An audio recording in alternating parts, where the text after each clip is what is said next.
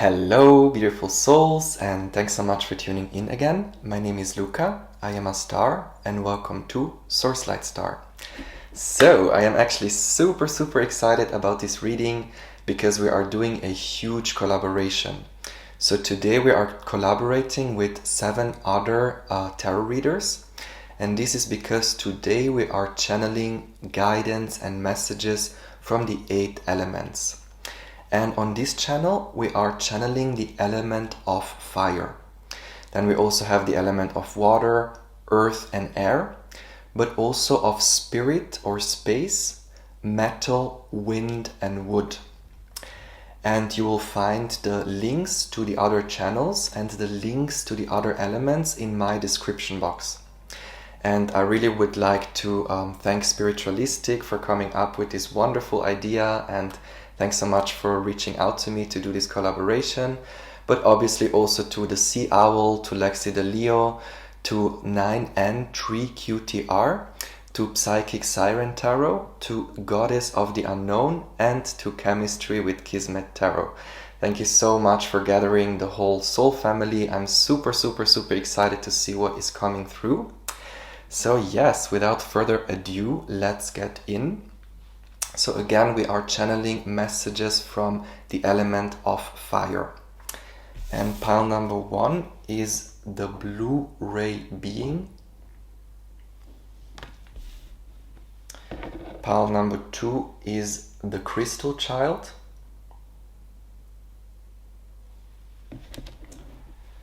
And pile number 3 is light language.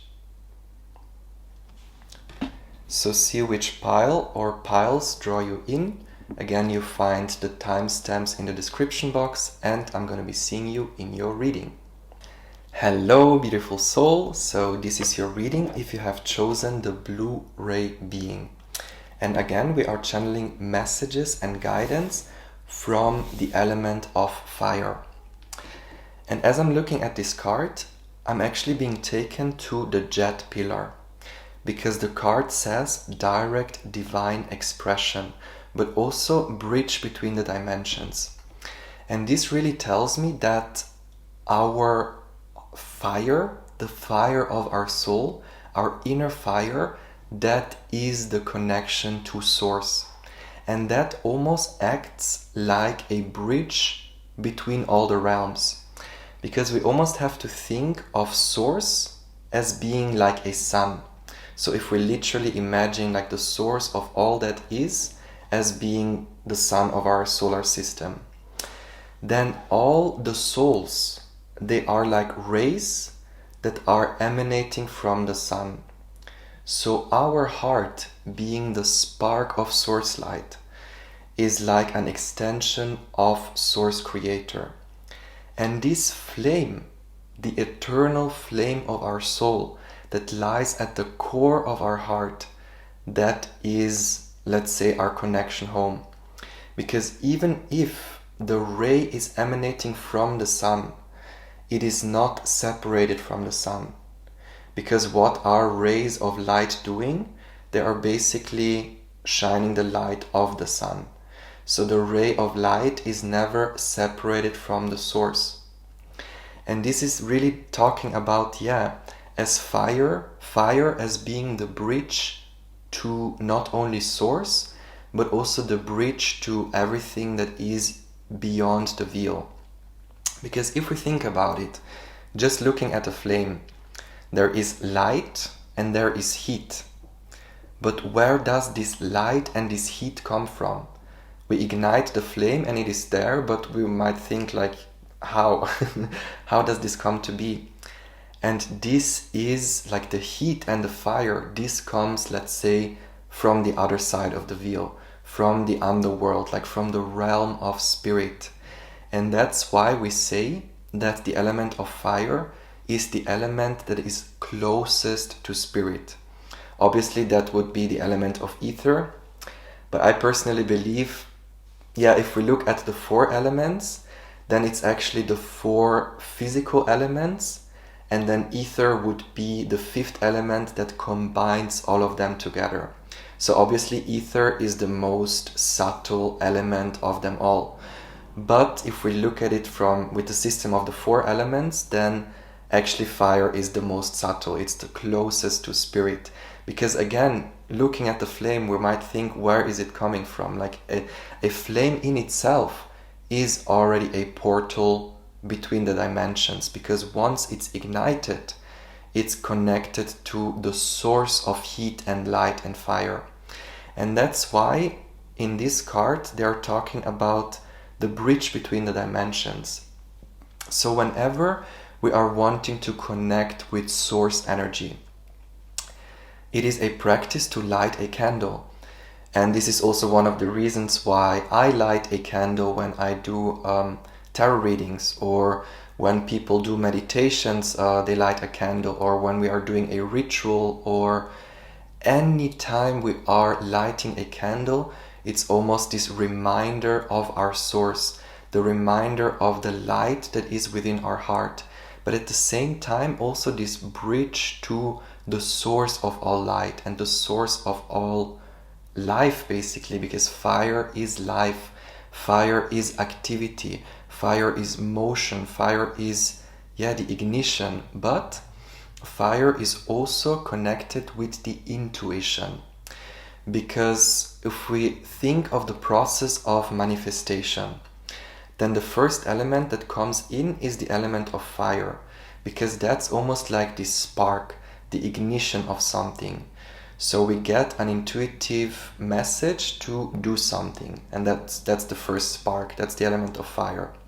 Then the second step is we are feeling into it. How does that make us feel? Does it make us feel inspired? Does it make us feel excited? Like, what is the feeling attached to that intuitive message? And then, and only then, we start to think about it. We start to create the structure, we start to have a thought, we start to think about which actions to take, we start the process of rationalizing thinking. And then, and only then, we start to act on it or bring it into manifestation. And that would be then the element of earth. But since the element of fire is the closest to spirit, and since it's connected to our intuition, like this ignition in itself also comes from source, like the intuitive message comes from source, it comes from the other side. So it's very much talking about reconnecting back to the source of information, the source of light, the source of heat, the source of light, and being aware that we are a bridge to bring this through. And this is literally true, because also the fire within our heart has to burn, and in order for it to burn, it needs to, let's say, feed off something.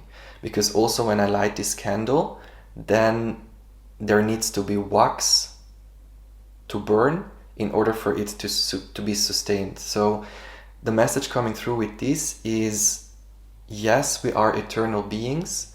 Yes, we are eternally connected to the source of all light and all heat. But at the same time, we also need to, let's say, offer something to that flame in order to keep that flame going. And this is where all the spiritual practices come in. Because it's not, let's say, that we have to sacrifice ourselves in order to keep the flame going, but it's really about offering ourselves to that divine flame. And almost, feeding that flame with love, with divine love, because that's basically what the flame is. The flame is the light of life, but it's also the light of divine love, the spark of source that keeps us alive, the light of consciousness, basically, everything that we see and perceive and breathe. And actually also the breath is very much connected with fire, because when we inhale, we are not only inhaling light, but we are literally, now I already said it, we are not only inhaling air, but we are also inhaling light. We are literally inhaling the spiritual fire. And yes, we want to offer something to that fire to keep it going. And that's why we can literally just light a candle and think or meditate on our connection to source.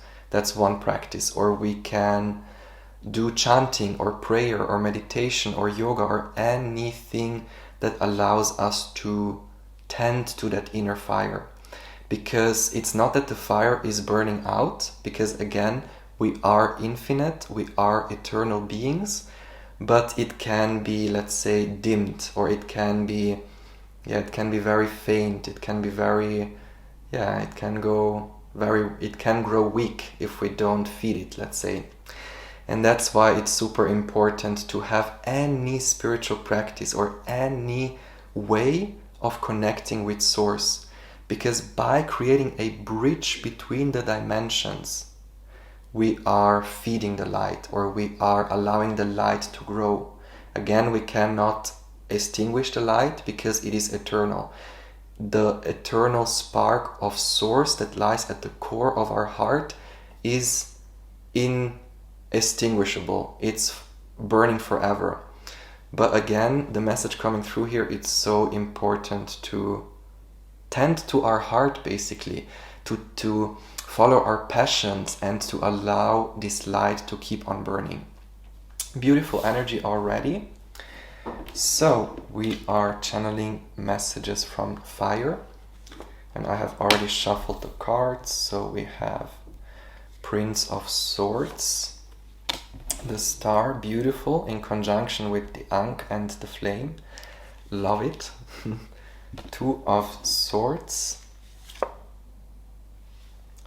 Then we have the Princess of Scepters. Then we have the Princess of Swords. Let me see if you can see. Yeah.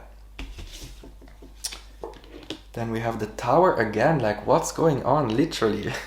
The Tower has been showing up in all the readings that I have been doing in the last few days, weeks. Then we have the Three of Cups again, and it's showing up in the same position as the reading before.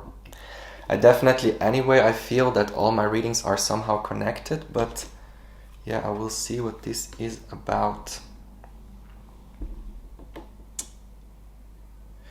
So yeah, actually, now looking at this card, I'm strongly being taken to the Star. And the Star, in conjunction with the Tower, it's actually talking about the process of calcination, or the process of purification. Because what happens is that this light is enclosed by other layers. Because if we think of our subtle anatomy, of our spiritual anatomy, then we have the different layers. In the Vedic tradition, these are called the koshas. So at the center of our heart, at our core, there is the flame of our soul, the eternal light of Source. And then the first layer is the bliss body, Anandamaya kosha. Then there is the mental body, Vijnanmaya kosha. Then there is the emotional body, which is Manomaya kosha. Then there is the etheric body, which is I forgot.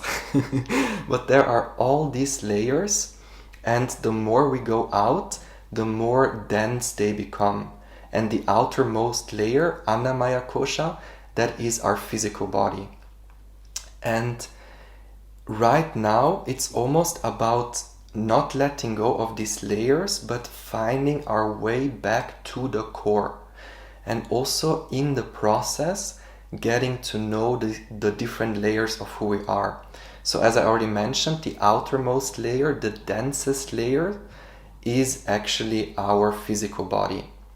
But then we also have the emotional body, which is connected to our desires. It's not only our emotions, but it's also our ego-driven thoughts, like passions, or like everything we crave, everything we want. It's like, emotions and thoughts. Then the mental body is about higher intellect. It's more connected to higher ideals, wisdom, higher learning. And the soul body, or the spiritual body, that's connected to like past lifetimes, connecting with our star ancestor, and it's like everything that has to do with spirituality and like a deeper wisdom. And then obviously the eternal light of Atman, the eternal light of the soul. And with the tower coming through, with this I'm really being made to feel this process of opening the layers of the onion, like really getting close to the core of who we are. Because when we open this onion and when we purify our subtle bodies, then we can allow this eternal light to shine through all the others. So now let's say if there is a lot of emotional desire, that is almost creating a cloudy, foggy filter that is not really allowing that eternal light to shine through. Or when there is a lot of turmoil in our mind, like a lot of thoughts, a lot of thought waves, then it's also creating this foggy filter that doesn't allow the light to come through. So with the tower falling away, it's really this purification of the subtle aspects of who we are. And this again can be done by having a spiritual practice.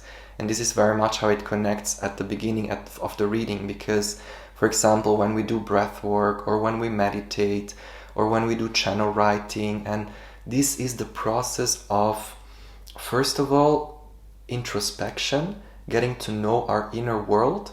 And once we have, let's say, acknowledged certain things, then it's this process of clearing out the subtle bodies and allowing ourselves to go a layer deeper. Because also if there is a lot of fog in one layer of the onion, then the focus is there, because that's the first thing we see. We cannot dismiss the fog and try to force ourselves to go a layer deeper. Like we first have to let go of the fog, and then we can go a layer deeper. And that's why the tower is coming up so much right now, because I feel collectively we are going through this tower moment, but I feel it's like a continuous tower moment, like over and over again, because it's just a shedding of a layer and another layer. It's always this process of purification through fire. And what is falling away, again, it's not the layer itself, because we still have all the subtle bodies, but it's this fog and this noise which is not serving us. And the more we do that, the more we work on purifying our inner fire.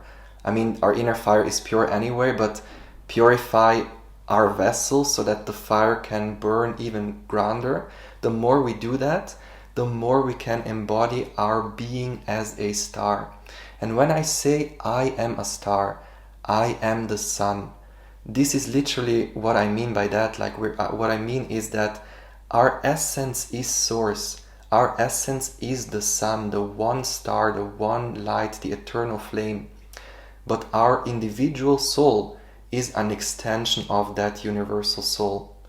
But again, the ray is not separated from the sun, and that's why I am a star. I am always connected, first of all, to the star in our solar system, and that star is connected to all stars, like to the great central sun, and the great central sun is connected to source, and this is the process. And these are actually the different layers, because our physical body takes energy from the physical sun, and the other subtle bodies, they take energy from the spiritual sun, from Sirius. The soul body takes energy from from the great central sun, and even subtler. So this has also something to do with the fire, in the sense that there is not only physical fire, but there is also subtle fire. There is also, etheric fire, which is very different than this one here. I'm actually called to pull some oracle cards. So we are channeling messages and guidance from the element of fire. What messages are there from the element of fire for my pile number 1? Okay. So, let's see what we have. So, we have expression. I'm gonna put this here. Then we have rainbow child, unstoppable, new earth builder, multi-talented, miraculous alchemy. By the way, this is the Lemurian Starchild Oracle. If you would like to purchase this deck, you will find the link in my description box. It's my absolutely favorite deck. I use it in all of my piles and all of my readings. So Depth of Love. Then we have Rising to Pleiadian Frequencies. Alright, it's very interesting because for some reason I'm being taken to the 5. So 5, 5 and 10 in the middle. With the 10, I'm really being made to feel this energy of the completion of a cycle, because it also says let go of fear and jump into love and let go beyond attachments. And that's exactly what the tower is about. The tower that is falling away is actually making space for new blessings to come in. And that's why the falling of the tower is unavoidable. And it's actually quite beautiful because the card after the tower is the star. So before we can embody our star being, before we can know that we are the sun and that we are source basically, there needs to be this tower moment. There needs to be this purification through fire.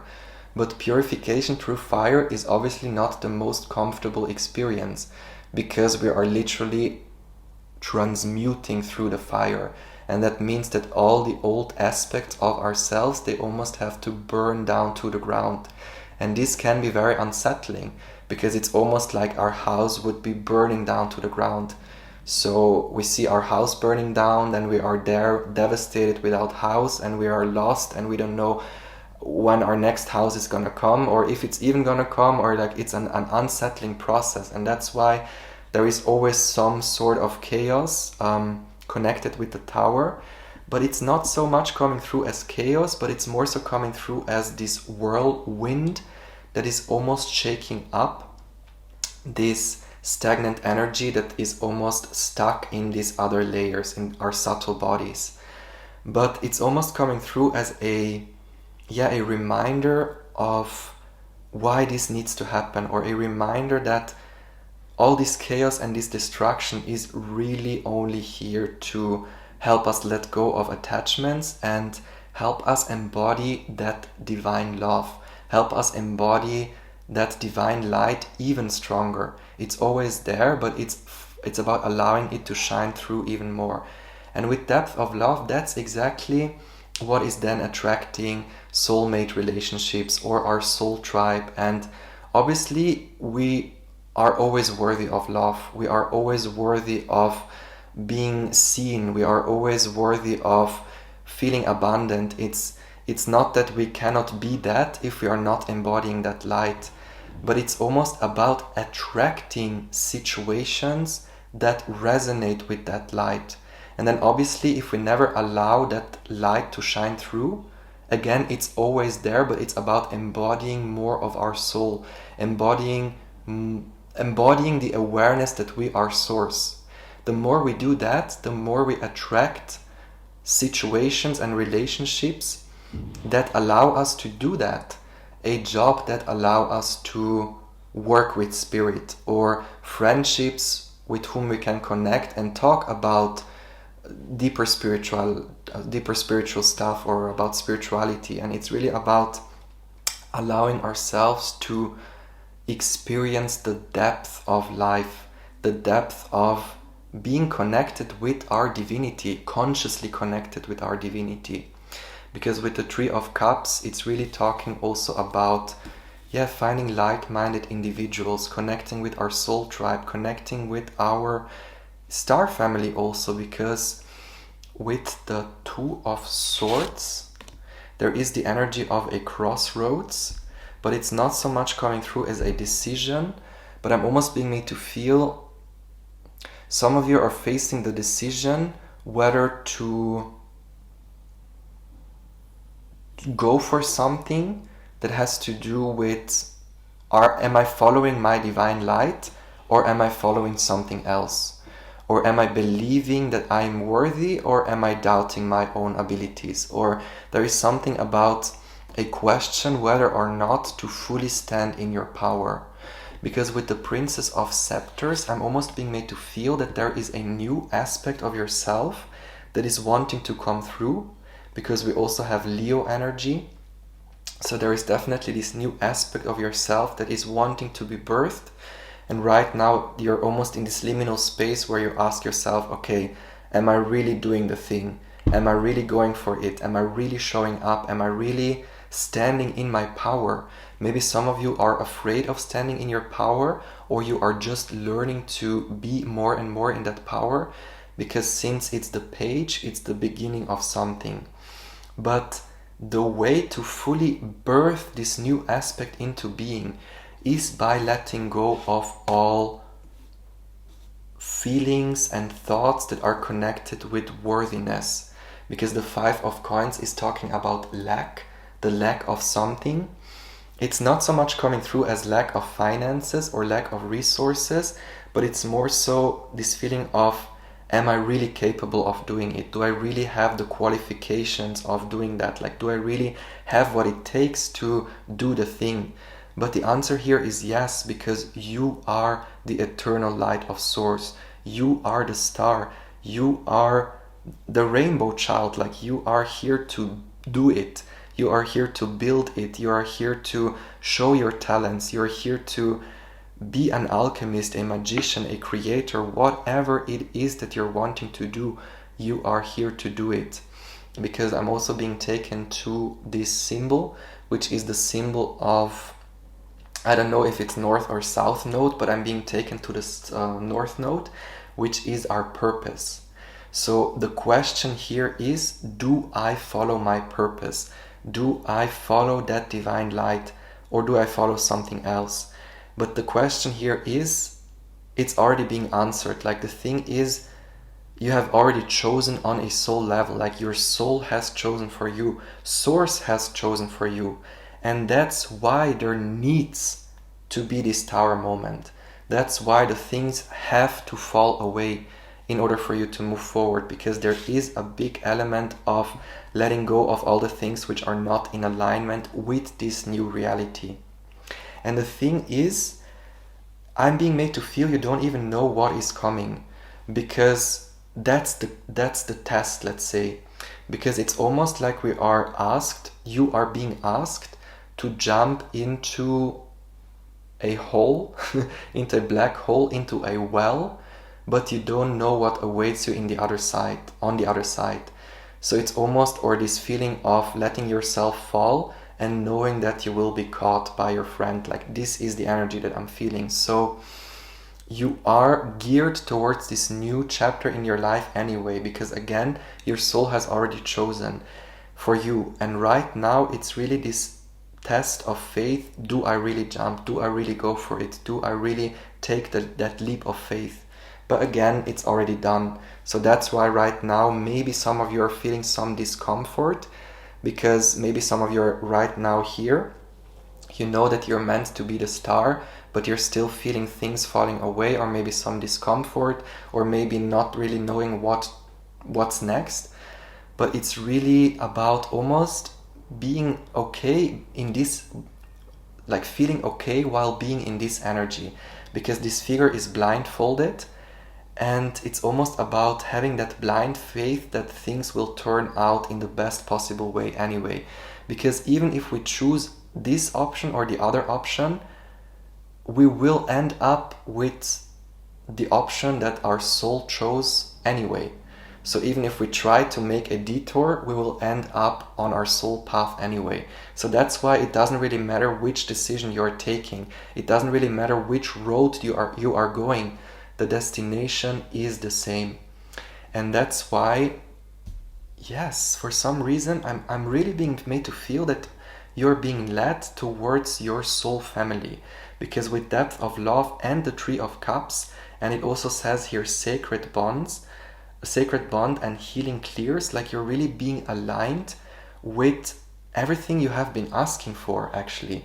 Some of you definitely are manifesting soul connections, soul tribe, attracting your soul tribe, because this soul tribe is almost you meeting this soul tribe is, let's say, the next step in the journey of being the star that you were always meant to be.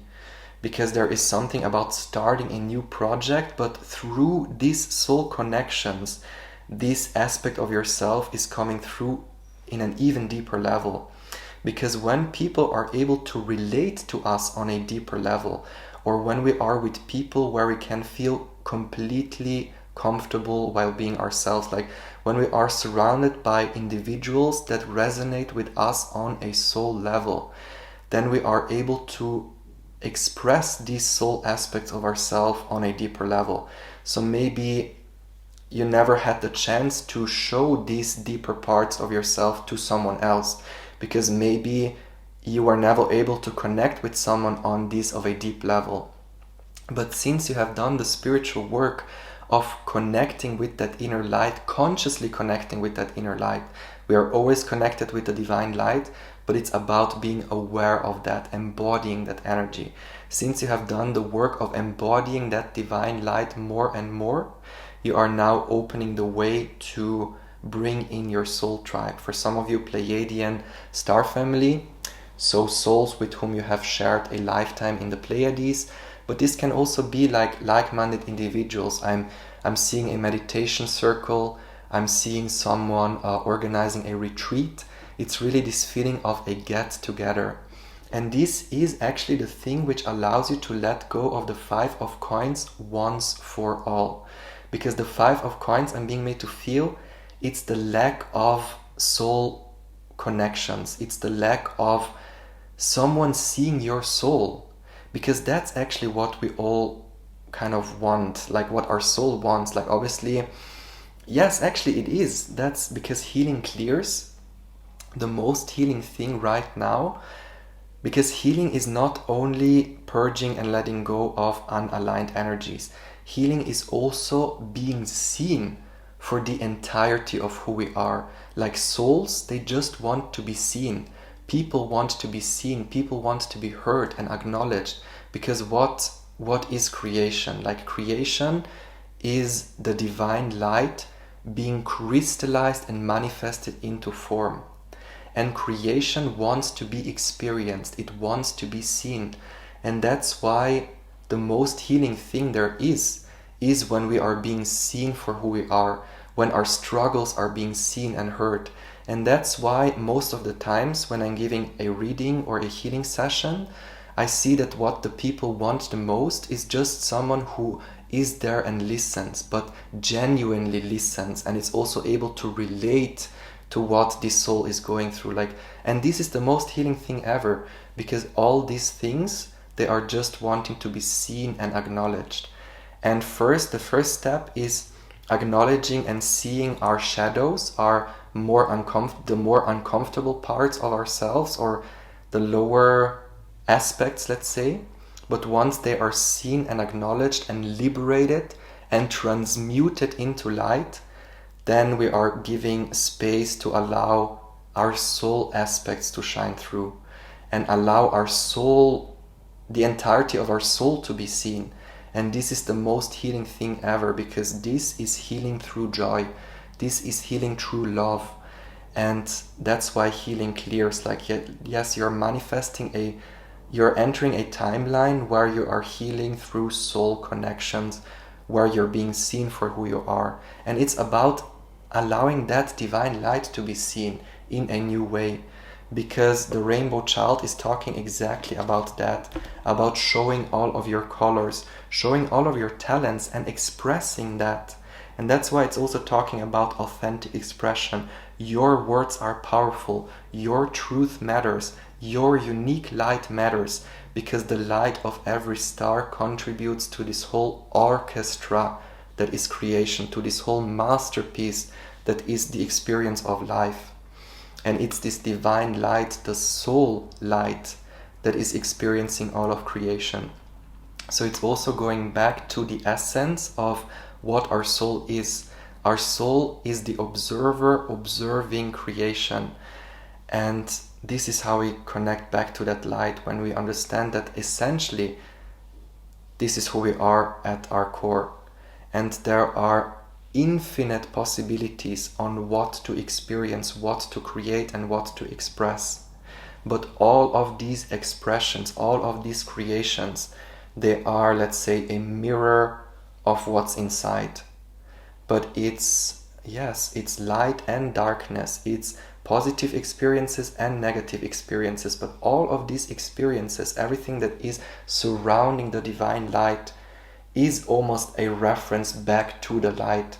So that's why it is safe to start from that connection, to start from that direct divine connection, to start from that pole in the middle.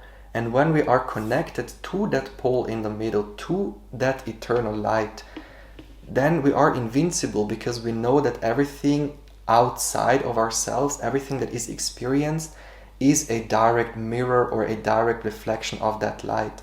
But if the center is light, if the center is love, if we are radiating that divine love, then our experience is mirroring that back to us. And that's why, since you are more and more radiating this divine love, the circumstances in your life will be mirroring that back to you, where you then experience divine love, divine bonds, divine friendships, and so much joy and happiness. Like literally the energy that's coming through, especially here, wow, absolutely love it. Super excited for you.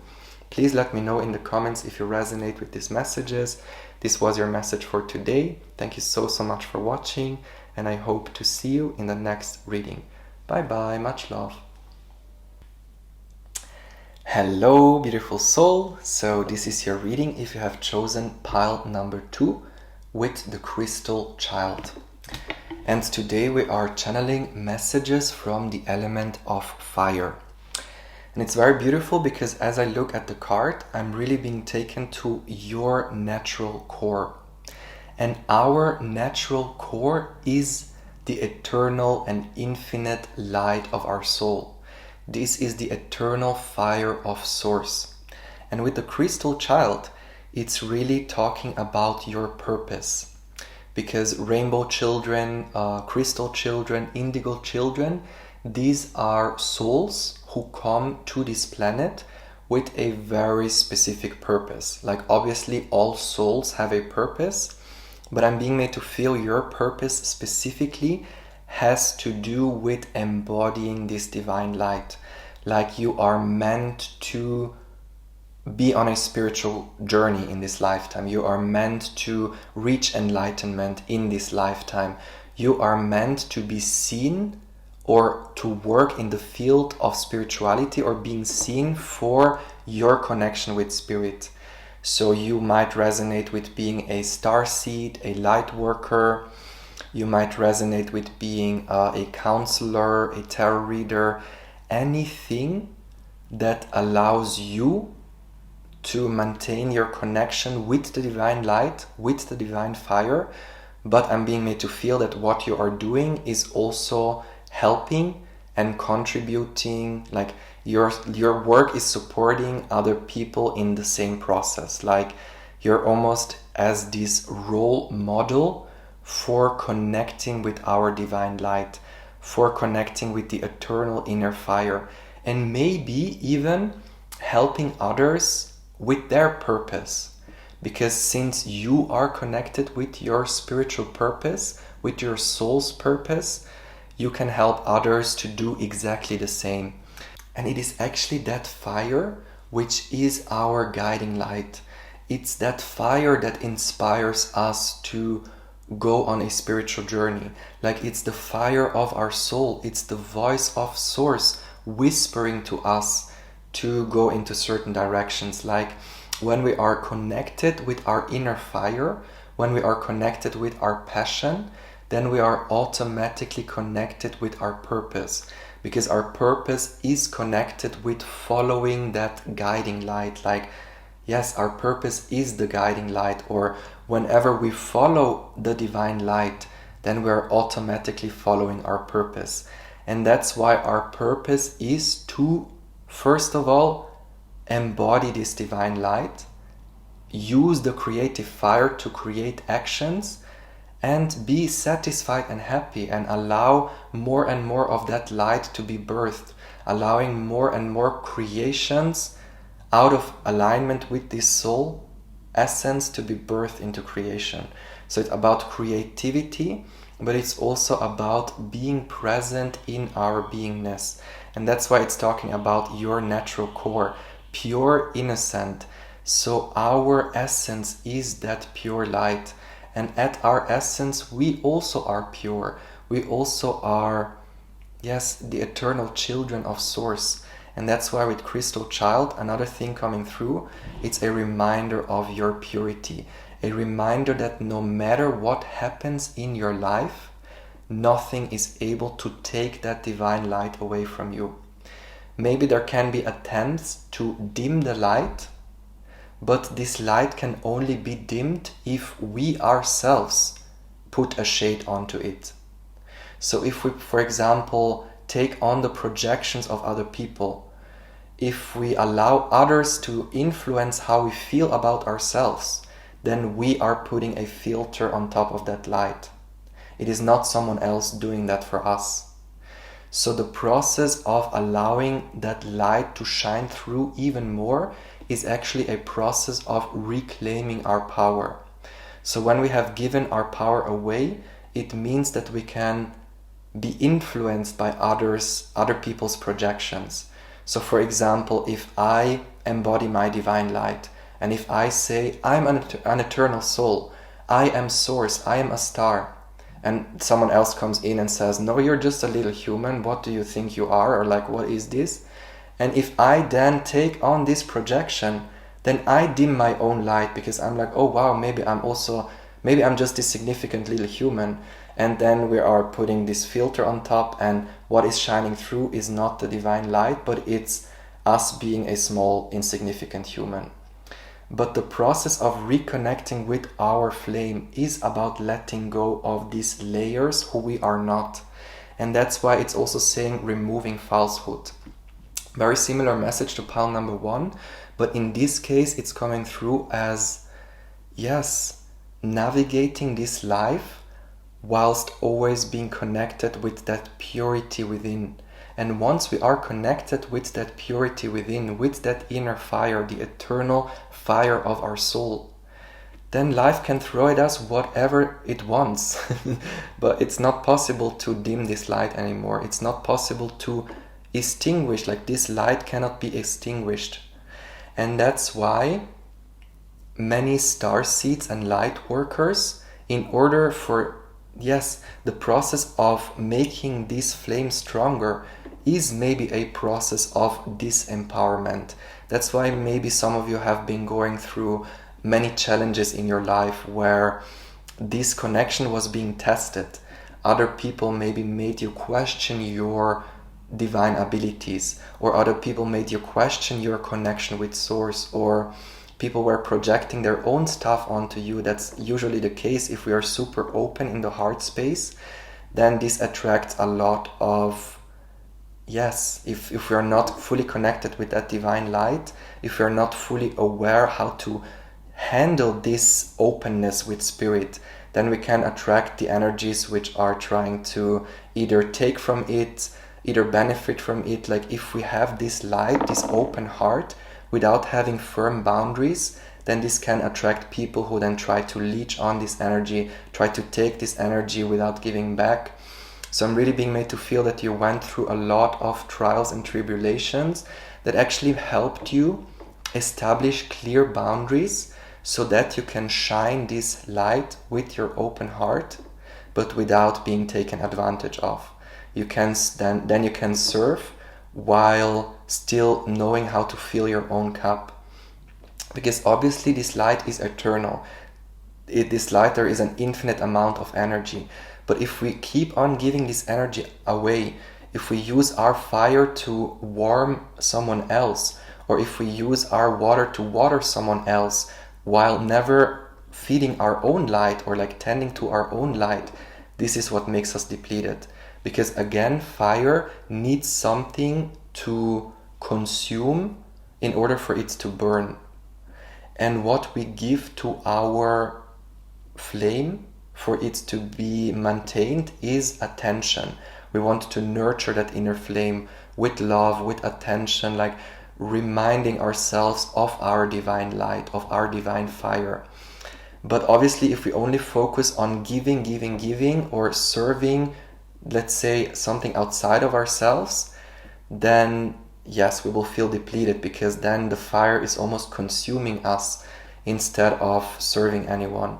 So I'm really being made to feel that yes, you're in the process of reclaiming your power, of setting firm boundaries so that you can be the light worker you're meant to be, the spiritual light that you're meant to be, this beacon of light, without being taken advantage of, and while still knowing how to tend to your light before tending to other people's light.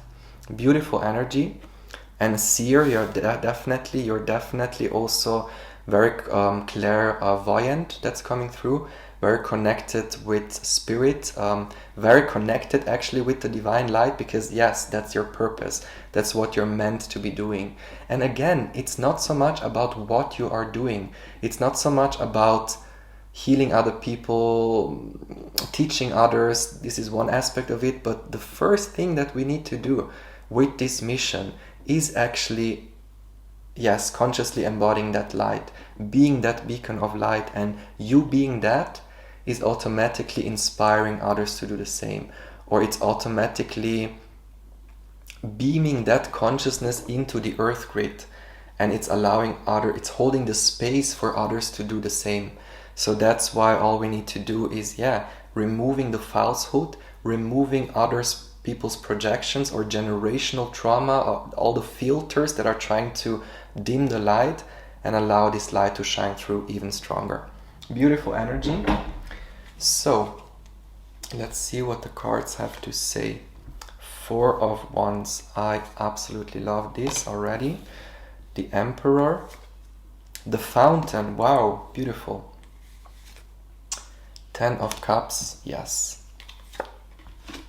6 of Cups. Can you see? Yes, you can. Prince of Scepters. Then we have 3 of Cups. And we have the Knight of Wands, which is the King of Wands. Alright, so what do we have here?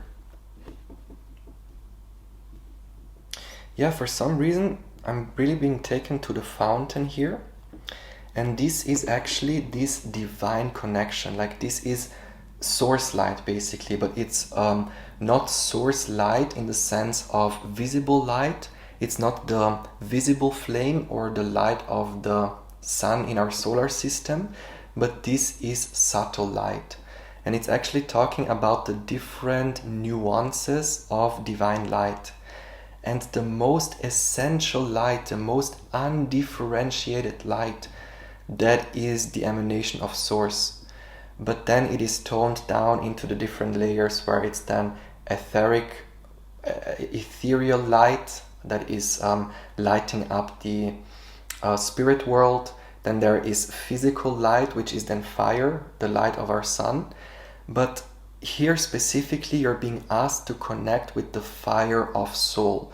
That is like the most essential thing that we are. And actually, I'm strongly being taken to the Tao. So the Tao, that is, let's say, the essence of all, or the prima materia, but even before the prima materia, because it's unmanifested potential of creation, but it's the potential of light and the potential of consciousness, which however is not yet self-conscious. And this Tao is then what creates all the other elements, because the Tao, once it's conscious of itself, it's Atman, then it's Brahman, it's like the consciousness of the universe that is self-aware. But after that, it is being even more tuned down, or even more watered down into the first duality, which is then yin and yang. And this is the light and shadow. This is masculine and feminine. But light and shadow, they still come from the one. They still come, basically from the Tao, from the undifferentiated potential of consciousness, which is not yet self-aware. And then after the two elements, yin and yang, like the two primal elements, split up more, then we have the others. Then we have fire, water, air, and earth, and then even more, which then would be the 8 elements, creating all the hexagrams of the I Ching. But with this message specifically, it's not so much about the fire, the element of fire, but it's almost about finding our way back to the source, finding our way back to that undifferentiated fire, to that, to the element that creates all of creation, to the consciousness that creates all consciousness. But again, it's the essence of consciousness, or it's the potential of consciousness. And this is like when we connect with that energy, which by the way is super easy because that's who we are at our core, then it's about, this is then what allows to embody more of the divine light, but in the physical vessel. So with this, it's really about allowing this pure, undifferentiated source connection to flow through. And this can also mean that maybe some of you might be connecting with spirit through a middleman. So maybe some of you, instead of going directly to source, you might call in your spirit guides, or you might call in your ancestors, or you might call in specific deities. But right now, you're being asked to go directly to source, because this also has to do with DNA activation. So when the 12 strands of our DNA are activated, which by the way is also the purpose of a crystal child, to crystallize our DNA, to activate our crystal DNA. When the 12 strands are activated, then it is possible for us to directly and consciously connect with Source Creator and channel messages or channel 12-dimensional consciousness. And then obviously there are more strands, 24, 46, 128, until 144 and even beyond. Like there is no limit with that as well. But what this is trying to say, it's really, yes, the activation of your DNA through fire, but it's not the fire of the sun, it's the inhaling of that Tao, the inhaling of the essence of all. And this can also be done by having some visualization exercise. Like for example, with the Prince of Scepters, I'm being taken to the physical sun, like the fire. We can consciously connect with the fire of the sun, whilst still being aware that what lights up the fire of the sun is actually the Tao. So it's not about seeing the light of the sun, but going beyond that, like looking through the sun instead of looking at it. And that's also the same with other things. Not looking at the element itself, not thinking of this as the element of earth, but almost seeing through it and finding the Tao at the core of it all. And I'm being made to feel that this is the process which allows you to find fulfillment in being yourself. Because with the Four of Wands, there is this energy of celebration, wanting to have a leisure time, wanting to take things easy, taking things slowly, just enjoying your life. And in order for you to embody that energy, in order for you to be content in your beingness, it's actually about allowing that essence to shine through. With the 10 of Cups, it's this almost the journey to get there, but the journey to get there, that is the actual mastery. Because we are always connected with that purity. That eternal light is always at the center of our heart. But when we go through this perceived disconnection from that essence, and we work our way through reconnecting with that essence, the journey itself is the actual blessing. The challenges that we have had to go through in order to reconnect with the love, that's basically what we signed up for. We didn't sign up for the challenge itself. We didn't sign up for the disconnection from that essence, but we signed up for the joy and the bliss of what it means to reconnect with that essence whilst being separated from it, or like the illusion of separation. And that's why this process has to do with finding absolute emotional fulfillment. So another message coming through here, you are meant to reach success. You are meant to, like, all your dreams and wishes that you might have, or you definitely have, we all have dreams and wishes, they are to be manifested. You are successfully able to manifest whatever it is that you're wishing for, because that is the purpose. Like, this is what you signed up for. That doesn't mean that success will come right away. That doesn't mean that everything manifests exactly as you want.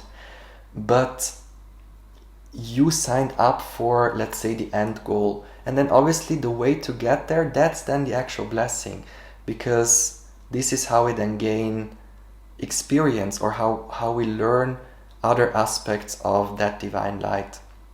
But I'm really being made to feel, especially with the King of Wands, that you're meant to be some sort of a leader, some sort of a inspirational light, anything. This can be anything, any platform that allows you to shine your light and inspire others with that light.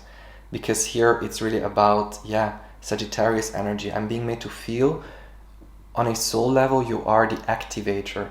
You are activating other people's light, let's say, or like the journey that gets other people to consciously connect to that light, because I'm almost being made to feel your energy in itself is already the spark of ignition, the spark that inspires to connect with that source energy. Beautiful, beautiful energy. And I'm actually feeling called to pull some oracle cards. So we are channeling messages from the element of fire. What messages are there from the element of fire for my pile number 2? Oops, okay. This is definitely too much. But I saw this card here. I'm gonna take it. So we have Divine Blueprint, Source Self-Embodiment. This is exactly what I've been talking about. Then we have Shine Your Light in the middle. How beautiful! Oh, I love this energy. And then we have Know Yourself. Beautiful. So yeah, it's actually very much, again, this energy of empowerment. But also, since it's talking about knowing yourself, it's actually a super similar message from pile number 1. But with source self-embodiment, yes, I'm almost being made to feel that now it's time to act on that. Because with pile number 1, I was almost being made to feel that it was not yet time, or it's almost this feeling of a crossroads. But this energy is about actually doing it. So it's almost your spirit guides coming through to tell you, what are you waiting for? Now it's the time. You have all the qualifications that you need. You have all the wisdom that you need. Like, you have built the empire. You have reconnected with your power. You have learned more about yourself. Like, you have explored what is in your toolbox. Like, you have maybe even asked yourself, what is it that makes you really happy? You have really worked on nurturing this connection, nurturing your inner fire, nurturing your inner light. And right now it's action time. Right now it's the time to show up. Right now it's the time to move forward with this idea, because the Prince of Scepter is very much the energy, also similar energy to the Chariot. It's about moving forward with confidence, allowing yourself to be seen, allowing yourself to shine your light, but shining your light in a very graceful way, where it's not, you're not taking a torch and shining in people's faces like, look at this spiritual truth, or learn this, or do that. No, it's actually very graceful. Like, it's almost you're entering a room and everyone is focused on someone else or something else. And when you walk into the room, it's this light that is just, you're not able to not see it. Like, it's just there. It's shouting without having a sound. It's shining bright without shining into people's faces. Like, this is the energy that you're asked to embody. Like, really gracefully flowing through life, being connected with that divine light, but always, yes, acting very humbly, like in a way where you know that this light is not yours. The wisdom, the words that you're sharing, they are not yours, but they are coming from the divine source. The light that you're shining is not your light, but it's the light of the divine. And if we are able to shine this light super brightly, we are always shining that light, but it's about consciously embodying the consciousness that we are, the Tao, basically. The more we do that, the more graceful all of it is happening, because the Knight of Scepters is actually, the King of Wands is a leader, is let's say, this is actually a super active energy, but it's not the leader that has to do everything on their own. It's basically the leader that, yes, has a team, and then other people are working on a same goal. Like, it doesn't mean that you have to be in charge of it all, but it's almost, yes, being graceful in the mystery. So even if you don't know how to make things happen, even if you don't have all the resources yet, even if you feel like maybe you're even on your own, even if you feel that you don't already have a team, it's about embodying the energy that you are supported in every possible way. Because first of all, we have the help of our spirit guides. We have the help from the other side. But when we embody the energy that we are supported in every way, this is what then attracts opportunities also in the physical. So that's why the Knight of Scepters, he knows that he's the king, they know that they are the king, and they know that everything is being delivered to them that allows them to build their empire. Because here there is a big focus on building something, but it's almost, your spirit guide is coming through to tell you that it's actually very different from what you might think it is, because it's not so much focused on making the practical steps. Maybe you're thinking about the practical steps, but it's more so about shining your light in a graceful and gentle way, while being humble and while always reminding yourself of that pure connection, the connection to your natural core, basically. Walking through life while always being connected to that center. And with the divine blueprint, I'm actually being told that you are here to definitely activate DNA, but I'm almost being made to feel that something within your DNA, something within your genetic blueprint, like there are codes that are almost needing to be seeded into the earth. Because we also have the dragon with Kuan Yin. So there is almost this feeling of, what I'm seeing is your DNA, and you literally taking some codes, some light codes from your DNA and planting it into the earth. So this can be anything. Like, you can either just by embodying your energy, definitely when you are that beacon of light, when you embody that energy, you're already seeding this higher cosmic consciousness into the earth grid. But for some reason, I'm really being taken to the Empress with Kuan Yin, the energy of the Empress. So you're definitely here to build something based on the wisdom that is encoded within your DNA. So this can be building something, building a healing center, creating an artwork, creating something. It has to do with creation. Like, you're meant to create something, to birth something into this sphere of earth. And what I'm being told is that you're not alone, because you are, with the Three of Cups also, I'm being made to feel you have a shared purpose. Because here they have, there is a web, spider's web, and I'm being made to feel this blueprint, this specific web of light codes is what connects you with your soul family. And once you start acting on that impulse of birthing this thing into creation, then it's almost the web is being activated, and you will then be synchronistically led to the other beacons of light in that same web.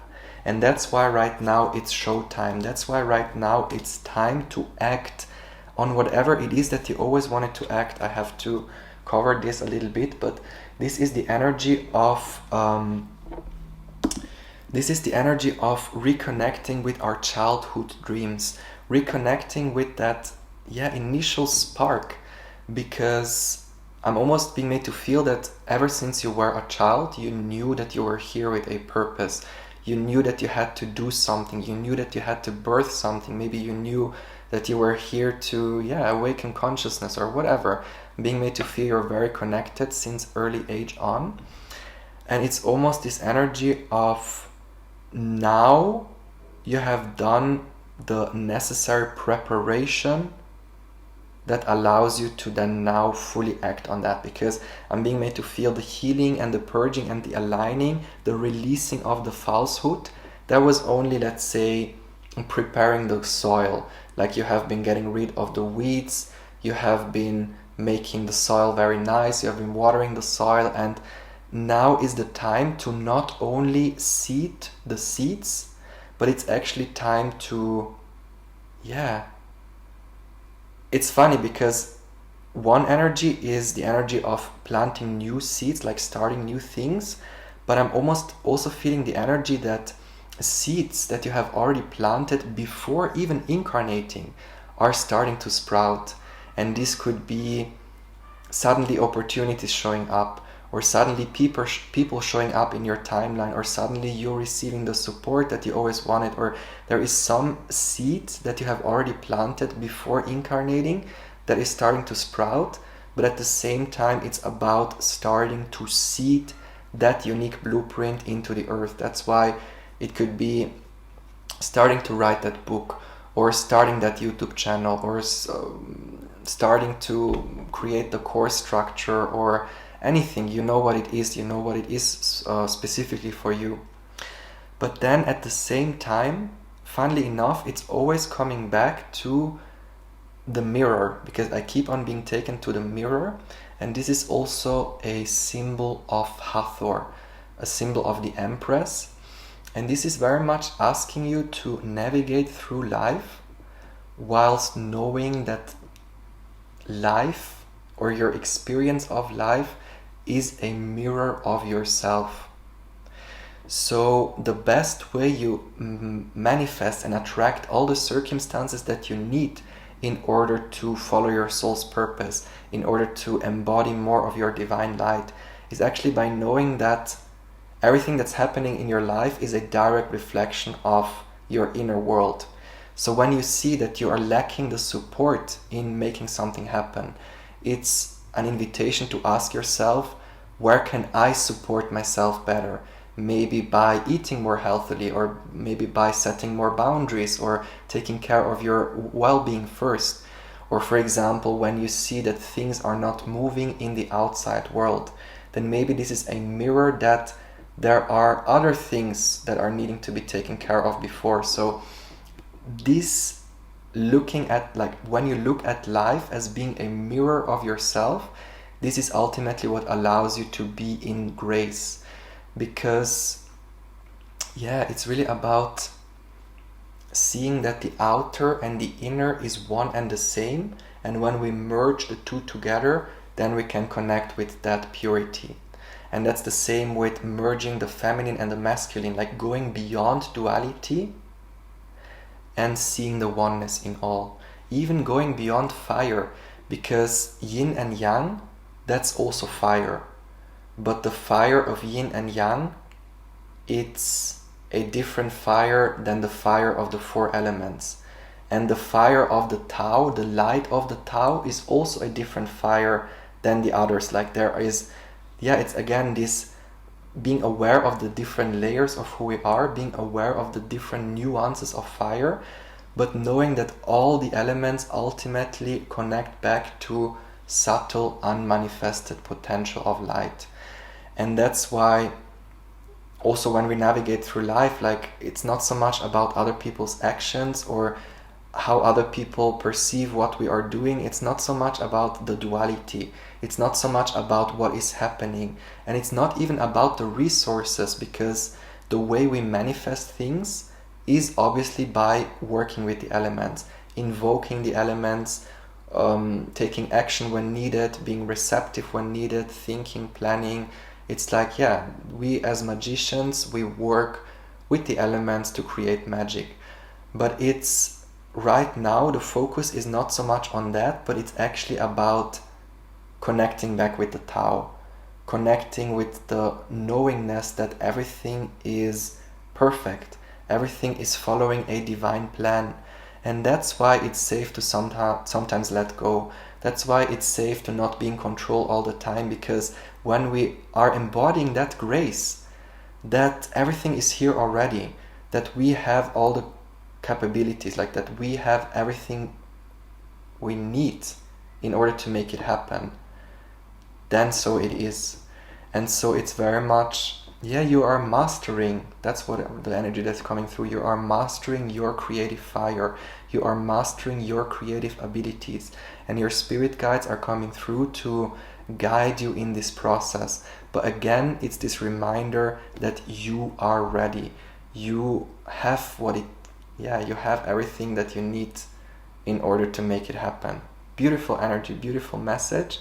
Definitely new things coming in, because with Know Yourself, I'm being made to feel that new pathways are opening, very much related to pile number 1. So if you feel called to watch pile number 1, there are definitely messages for you in there as well.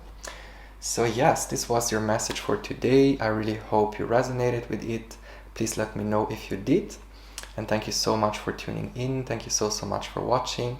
Sending you all of my love and my blessings. And I hope to see you in the next reading. Bye bye, much love. Hello, pile number 3. So this is your reading if you have chosen light language. And I have to say something about this card. We are channeling messages from the element of fire. But you should know that by now. Alright, so when I was, when Spirit was choosing the cards for the 3 options, this card fell on the floor. And then I was like, I'm kind of not feeling it. Then I put it back in the deck and I started shuffling and it fell out again. And then I was like, okay, Spirit, I'm gonna take it. So there is definitely something very significant about light language itself. And it really says universal language of oneness, of love. Listen with your heart. Okay, now it's coming through. I'm being taken to the story of Vishnu, but also the story of Nefertem. And this is the story of creation, basically, the creation of the universe.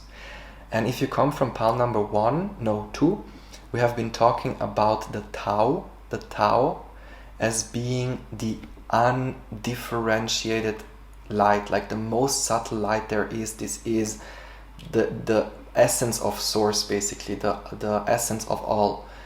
And this unmanifested potential of light, when it is manifested, is then creating the infinite nuances of creation. But creation is basically a refraction of that light. And that's why with creation we talk about fractals. So these fractals, they are fractalizations, crystallizations of that one light and that one fire. And when we channel light language, we are actually connecting to that subtle essence of light. And this is very much how the universe was created, because the story of Vishnu is that this unmanifested Tao has been hitting the navel of Vishnu, and then from the navel of Vishnu there comes this lotus flower, and from the lotus flower emerges Atem, or Aten, the sun disk, Atma, Atman, Brahma and Atma, but it's the same actually. Atma, obviously when we talk about Atma, it's the individual soul, and Brahma is the universal cosmic soul. But actually Atma and Brahma, they are one and the same. So what comes out of the lotus is basically consciousness that is aware of itself. Before the lotus flower comes out of the navel of Vishnu, it is still light, but it's light that is not aware of itself. It's light that is not self-conscious. And this is what the Tao is.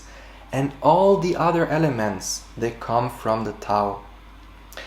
But when we are channeling light language, it is not that we are channeling physical fire. It is not that we are channeling physical light codes.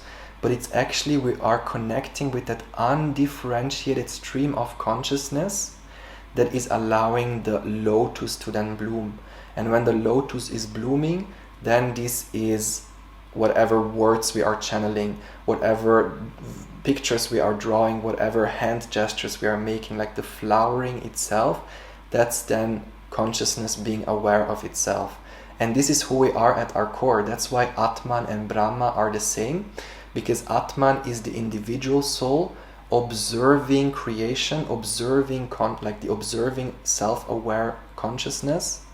But there is only one consciousness. It's not my consciousness and your consciousness and the universal consciousness. It's consciousness.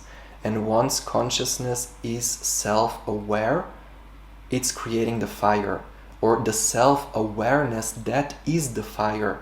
Because what does fire do? Fire allows us to see. Because when our eyes are closed, when everything is dark, there is nothing to see, nothing to perceive, nothing to live or breathe. But once our eyes are open, there is light, so we see. So there needs to be light, awareness, consciousness, breath, in order for there to be an experience. And that light, that spark, that opening of the lotus, that is the birthing of the Tao, the birthing of creation and the whole universe. But again, there was some form of creation before that consciousness was blooming.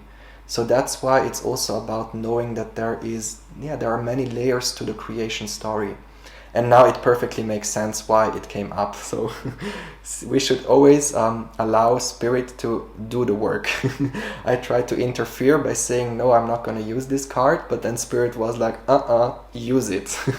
So that's why it's always safe to surrender and allow things to happen as they want to happen. Already beautiful energy, beautiful message. So we are channeling messages from the element of fire. Temperance, beautiful. 9 of Swords, not so beautiful. We will see what this is about. 9 of Cups. 5 of Cups. Ace of Swords. Okay. Ooh, the Wheel of Fortune, that's always nice to have. Knight of Wands. And we have the Fool. Oh, okay. The first thing that comes up is the Fool at the end. Because I'm almost being made to feel I was trying to grasp, or I was trying to extract the message from the cards. But somehow I was like, okay, the Fool is in the end. So there is almost a message that, yes, it's somehow contradicting, because in pile number 2, I have been telling that the process itself is the blessing. But in this specific pile, it's almost the opposite of that, where we are being asked not to focus too much on what's going on, not to focus too much on the process, but almost knowing that we are the Fool in every moment. So yeah, it's somehow detaching ourselves from what has been going on in our life, detaching ourselves from almost creation, like really for a moment taking a break of creation, for a moment dropping it all, dropping all the thoughts, dropping all the ideas, dropping all the conflicts, everything, like just the feeling that is coming through, just drop it all in a moment, taking a deep breath, coming back to our center, coming back to our core. And this is the starting point of all.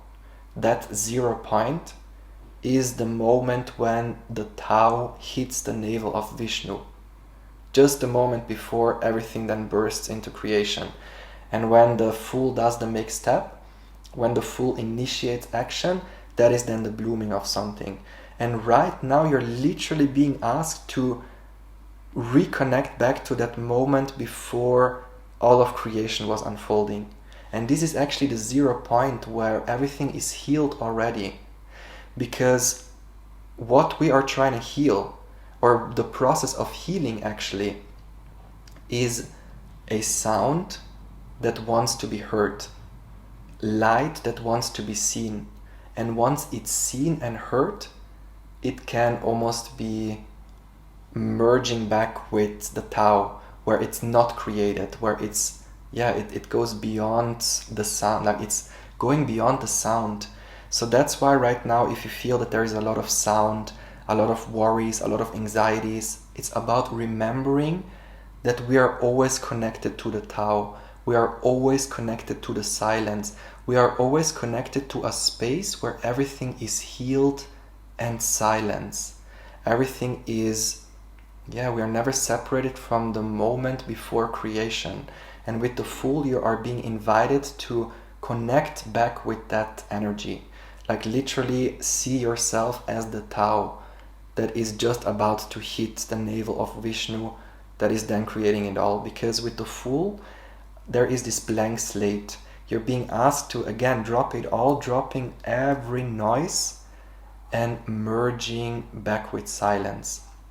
And this is very much the process of healing on every possible way. This can literally be like physical healing, like for example when we have a cramp, that is silence, that is noise. Or also if we have an emotional burden, that is also like a sound. And it's about knowing that all the sounds come from silence, and we are always connected with that silence, and that's the 0 point that is within our heart. And that's actually what I'm doing. Like when I'm giving healing sessions, what I'm doing is I'm connecting with that space, connecting with the Tao, almost connecting with the energy before creation, and then connecting with the field of the client. And from this perspective, I can then see what the client, let's say, has to release in order to merge with that silence, or all the sounds that are wanting to come up and to be seen, they are then heard, seen and acknowledged, and then we can merge back into silence. So it's this process of releasing, letting go, and that's why there is this feeling of just dropping it all, but in a very graceful way. Because with the Wheel of Fortune, I'm actually being made to feel that it's not even asking you to take any steps, but it's just letting you know that since the cycle is turning, since the Wheel of Fortune is always turning, like this is creation, everything that is in creation is in constant change, in constant flow. Since that is the case, it's automatic that certain things are falling away. It's automatic that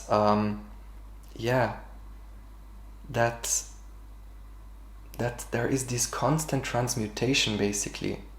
And it's really about allowing all the transmutations to take place. So that's why maybe some of you are feeling that you have to walk away from something or letting go of something, but it's actually very much divinely guided. So it's very much about trusting the process and always knowing that no matter what went on before, we're always pure and pristine in the present moment. So it doesn't matter what went on before, because every moment is actually the moment before creation.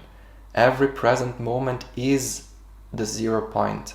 And from there we can create anything.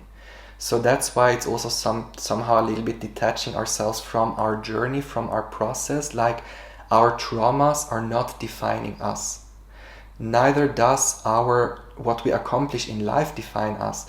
This is nothing that is in the wheel of creation is defining us. Because our essence, that's the Tao. Our essence is before creation, before every noise, even before silence. Because from the silence comes the sound being creation, sound being the Wheel of Fortune, sound being the universe. But the silence, the great void, the non-creation is also somehow created by the Tao, which is completely undefinable, and there are no words to describe what it is, but it's very much about, the closest thing that we can, the closest that we can get to the Tao is actually complete silence, but the Tao is even beyond complete silence. But anyway, It's very much about connecting with that silence, connecting with a space where everything is healed already, and knowing that nothing is forever. So even if some of you might be experiencing hardships or challenges or fears or anxieties, like also knowing that there is this constant transmutation, this constant changing of things. And actually it's a promise of a lot of fortune, because we have the 9 of Cups, which is wish fulfillment, and the Wheel of Fortune. Both cards talk about a new cycle that is beginning, which brings in more satisfaction. Because the 5 of Cups is also talking about walking away from situations that are not fulfilling. It's also maybe letting go of depressive thoughts. Maybe some of you have been going through depression or fear or anxiety attacks or panic attacks or something. But this is the transmutation, like the reason why these intense feelings and emotions come up is so that all the noise can be merging back with the silence. And this is actually the fire of purification. And that's why, we have to be brave to let go of these things, because it means we have to run through the fire. And we have to be brave in order to do that, like really saying, okay, I'm gonna jump right in. And it's like, oh my goodness, we don't know what's happening because things are falling away. But it's actually a good, like it's somehow invited, because like you're turning your back to everything that is not vibing, or all the sounds, all the vibrations which are not in tune with who you are. So you're changing your song, you're literally changing your vibration, you are aligning yourself with a new timeline where there is more openness to the unknown, also more openness to being the fool, actually, because the fool doesn't care what is beyond the horizon. They just take action without thinking, without worrying too much about what's beyond. And that's also creation, like when the Tao hits the navel of Vishnu, it's not possible to manifest all the universes and all the planets right away. Like this is also a process of slowly allowing the Tao to then create yin and yang, allowing yin and yang to create the 4 elements and then the 8 elements, and then all that is creation. Like it's a slow process of allowing. It's almost like a thunder, where the spark that allows the thunder to spread, or that allows a tree to grow, that is the Tao, that is source. And then there is a bigger branch and a smaller branch and an even smaller branch. Like this is the process of creation, crystallization. Like it's almost the tree of life, that's creation basically. It's almost like a Tao then being stepped down into all the elements that create all there is. So very much something about allowing things to solidify, because with the Knight of Wands I'm being made to feel that a new level of consciousness, a new vibration, a new timeline is now being solidified, because you have chosen to walk away from certain situations, or you have chosen to allow your dreams to finally come in. Because before I continue, I'm actually called to pull some oracle cards, and we are channeling messages from the element of fire.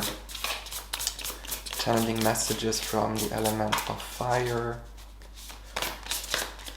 What messages are there? Oh, actually, I'm being reminded that I should also take these cards that fell down on the floor.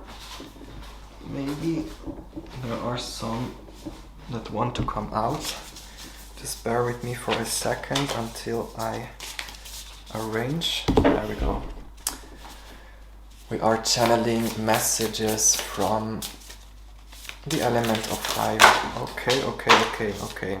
So I feel Spirit really has to say something here, because the cards in this deck are very divinely guided.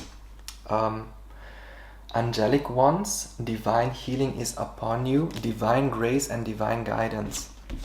And the tree of life, like look, this is the confirmation. We have been talking about the tree of life, and that's exactly this process that I was shown, like the Tao being the stem of the tree, and then every dimension is almost the stepping down of that essence. So yeah, but still, even the end of the tree, it still comes from the Tao. It still comes from that undifferentiated potential of consciousness. And we also have awakening. So yeah, DNA activation. And with light language, okay, now the message is coming through. We are being called to work with the element of fire to activate our DNA. Because one part of it, I also mentioned it in some other piles, one part of it is connecting with the sun, which is then the physical sun, like connecting with the light of the star in our solar system. That's one aspect of how we charge our light vessel. But then there is another aspect, it's about connecting to the spiritual sun, channeling etheric, ethereal light, and then also channeling the Tao, which is undifferentiated, unmanifested potential of light. So with this, I'm really being taken to the three main bodies. We have more bodies, obviously, but there are three main bodies, which is the Ba, the Ka, and the Kat. So this is the physical body, the gross body. Then there is the spiritual body, which is, it's connected to the astral realm. This is the body we use when we travel in the dream space, when we do astral traveling. And then there is the soul body, which is connected to the causal realm. And that soul body, that is connected to, the causal realm is the realm of cause, the realm of potentiality before something is being created. But this is the body where, our soul essence is stored. And we are being asked to use the light of all three stars in order to activate our DNA. Because how we activate our DNA is by channeling the light of not only the physical sun, but the three suns. So there is the physical sun, which is the star in our solar system, Sol. Then there is the spiritual sun, which is Sirius, that charges our spirit body, that gives the light that allows ourselves to astral travel or to lucid dream. And then there is the eternal sun, which is Source, where the Tao emanates from. And when we are aware of these three suns, and when we know how to tap into the light of these three suns, this is the ultimate activation, because it's also connected with the three alchemical principles, the Holy Trinity, basically. It's about, and three, that is creation. Three, the number three, but also the tree, that is the tree of life. So tree is creation, because there needs to be the top of the pyramid, that's the observer, the observing consciousness, the soul, and duality, masculine and feminine, light and darkness. And once there is tree, then the tree can grow. And that's why there is also many stories of the tree of life being charged by the three wells. And this is the Rajas, Tamas, and Sattva, the three modes of expression, the three modes where Prakriti, the divine nature, the feminine nature, is then being expressed. And all actions, everything that is in creation, is based on these three modes. Because Rajas, Tamas, and Sattva, these are, actually I'm being told this is information for another reading, but it's basically telling us that tree is the basis of all of creation. And that's why it's so important to not only focus on the physical vessel and the physical sun, but also nurture our spiritual vessel with the spiritual sun and our soul vessel with the eternal sun. And this is where light language comes in. Because when we want to channel light language, again, we are not channeling the light of the physical sun, but we are channeling etheric light. And that's why, if you want, if this is something that you're working on, because it does say DNA activation, know who you are. If your intention is to activate your DNA, if your intention is to awaken your consciousness, which actually is somehow our shared divine purpose, like even if it's not the focus in this lifetime, it definitely will be at some point. Like, we are meant to awaken our consciousness, we are meant to activate our DNA. So if in this lifetime your intention right now is to activate your DNA, then it's really, yes, your spirit guides are coming through to help you activate your light language, because that is a crucial step in allowing these etheric and causal, let's say, light codes to flow through. Because that's necessary. Like, we have to connect with the tree of creation. We have to find balance between the masculine and the feminine within. We have to make peace with both the light and the shadow within. And we have to see that the physical sun and the spiritual sun all come from the ethereal sun. And the more we tune into these other aspects of fire, these other aspects of light, the more we can activate our entire vessel. And once our vessel is fully activated, then this new reality is being solidified. That's why I'm being made to feel that you're definitely on the way of getting there, on the way of fully activating your spiritual gifts. But right now I'm being made to feel yes, you're walking away from everything, all the thought patterns, all the beliefs that almost were conflicting with this natural activation. But with the Wheel of Fortune, success is inevitable.